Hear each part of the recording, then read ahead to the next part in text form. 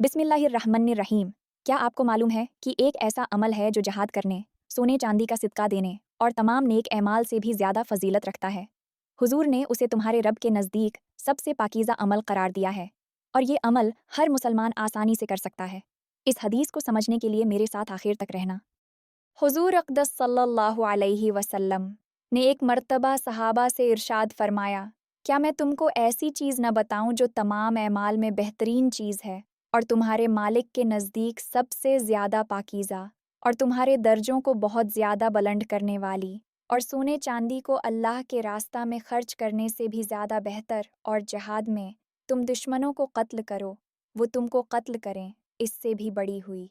सहाबा रज़ी अल्लाह ने अर्ज़ किया, ज़रूर बता दें। आप सल्लल्लाहु अलैहि वसल्लम ने अरशाद फरमाया, अल्लाह का ज़िक्र है। फ़ायदा, ये आम हालत और हर वक्त के एतबार से इरशाद फरमाया है, वरना वक्ती ज़रूरत के एतबार से सिदका जिहाद वग़ैरह उमूर सबसे अफजल हो जाते हैं। इसी वजह से बाज़ अहादीस में इन चीज़ों की अफजलियत भी बयान फरमाई गई है कि उनकी ज़रूरतें वक्ती हैं और अल्लाह पाक का ज़िक्र दायमी चीज़ है और सबसे ज़्यादा अहम और अफजल। एक हदीस में हुजूर अक़दस सल्लल्लाहु अलैहि वसल्लम का इरशाद है कि हर चीज़ के लिए कोई साफ़ करने वाली और मैल कुचैल दूर करने वाली चीज़ होती है।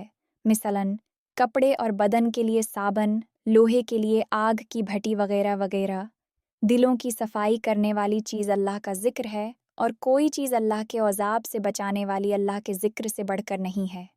इस हदीस में चूँकि ज़िक्र को दिल की सफाई का ज़रिया और सबब बताया है, इससे भी अल्लाह के ज़िक्र का सबसे अफजल होना साबित होता है, इसलिए कि हर इबादत इसी वक्त इबादत हो सकती है जब इखलास से हो और उसका मदार दिलों की सफाई पर है। इसी वजह से बाज़ सूफिया ने कहा है कि इस हदीस में ज़िक्र से मुराद ज़िक्र क़ल्बी है, न कि ज़बानी ज़िक्र, और ज़िक्र क़ल्बी ये है कि दिल हर वक्त अल्लाह के साथ वाबिस्ता हो जाए, और इसमें क्या शक है कि ये हालत सारी इबादतों से अफजल है। इसलिए कि जब ये हालत हो जाए तो फिर कोई इबादत चहोट ही नहीं सकती कि सारे आज़ा ज़ाहिरा व बातना दिल के ताबिया हैं। जिस चीज़ के साथ दिल वाबस्ता हो जाता है, सारे ही आज़ा उसके साथ हो जाते हैं। उस शाख के हालात से कौन बेखबर है। और भी बहुत सी अहादीस में ज़िक्र का सबसे अफजल होना वारिद हुआ है। हज़रत सलमान रज़ी अल्लाह से किसी ने पूछा कि सबसे बड़ा अमल किया है। उन्होंने फरमाया कि तुमने कुरान शरीफ नहीं पढ़ा। कुरान पाक में है, वला ज़िक्रु अल्लाह अकबर, कोई चीज़ अल्लाह के ज़िक्र से अफजल नहीं। हज़रत सलमान रज़ी अल्लाह ने जिस आयत शरीफा की तरफ इशारा फरमाया वो 21वें पारे की पहली आयत है।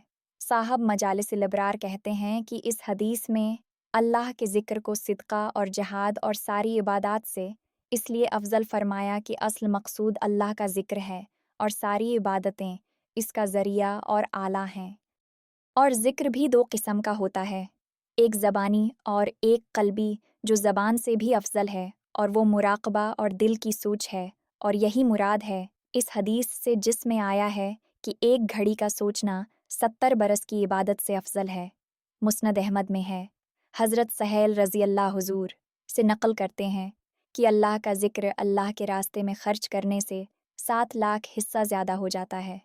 इस तकरीर से ये मालूम हो गया कि सिदका और जिहाद वग़ैरह जो वक्ती चीज़ें हैं, वक्ती ज़रूरत के एतबार से उनकी फ़जीलत बहुत ज़्यादा हो जाती है।